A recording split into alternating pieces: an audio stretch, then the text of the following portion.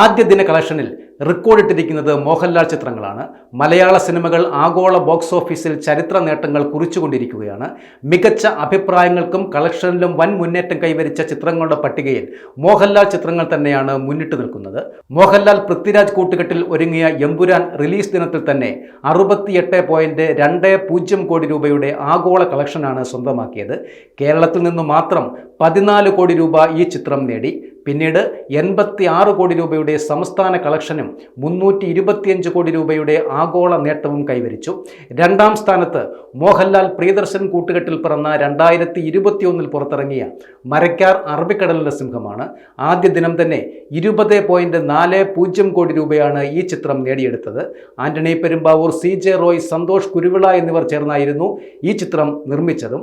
മൂന്നാം സ്ഥാനത്ത് ദുൽഖർ സൽമാൻ നായകനായ കുറുപ്പ് എന്ന ചിത്രമായിരുന്നു. പിടികിട്ടാപ്പുള്ളി സുകുമാരക്കുറുപ്പിന്റെ കഥയെ ആസ്പദമാക്കി ശ്രീനാഥ് സംവിധാനം ചെയ്ത ഈ ചിത്രം ആദ്യ ദിനം തന്നെ 19.20 കോടി രൂപയാണ് നേടിയത്. ആകെ 81 കോടി രൂപയാണ് ചിത്രത്തിന്റെ കളക്ഷൻ.